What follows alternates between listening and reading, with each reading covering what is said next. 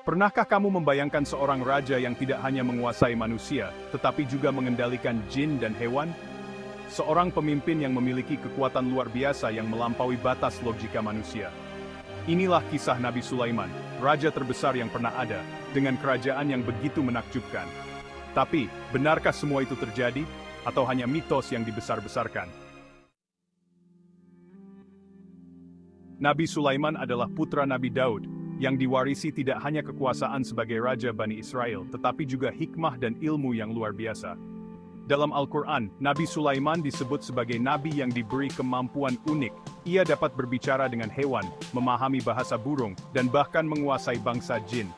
Tidak ada pemimpin lain di dunia yang memiliki kekuatan sebanding. Namun, di balik kekuatan ini, banyak yang bertanya, bagaimana bisa seorang manusia memiliki kendali atas makhluk gaib? Banyak teori dan spekulasi yang muncul. Apakah kekuatan Sulaiman benar-benar anugerah ilahi, ataukah ada rahasia yang lebih dalam yang masih tersembunyi? Salah satu kisah paling menarik tentang Nabi Sulaiman adalah kemampuannya memerintahkan bangsa jin.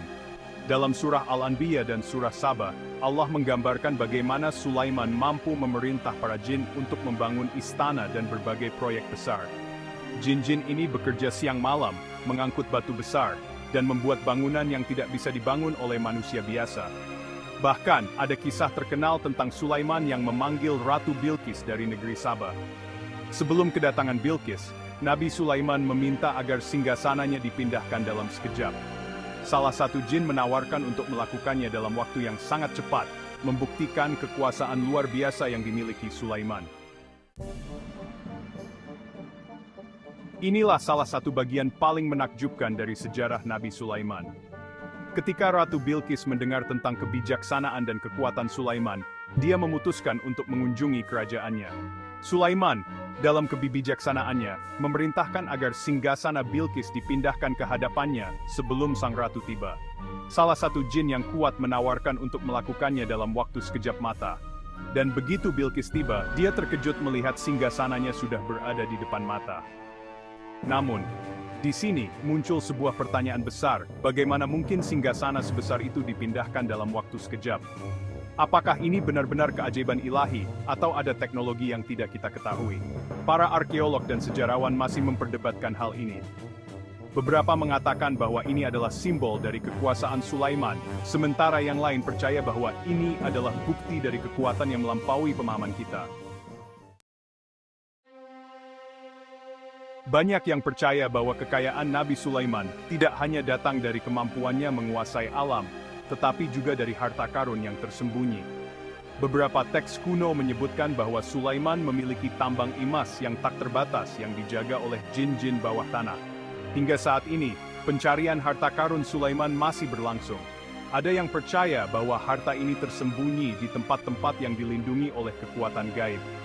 Namun, sampai sekarang, tidak ada yang berhasil menemukannya. Ini menimbulkan spekulasi, apakah harta karun ini hanya mitos, atau memang benar-benar ada? Jika benar, mengapa belum ada satupun yang berhasil menemukannya?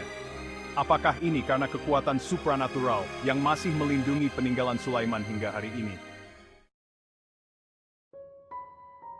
Akhir hidup Nabi Sulaiman pun tidak kalah misterius.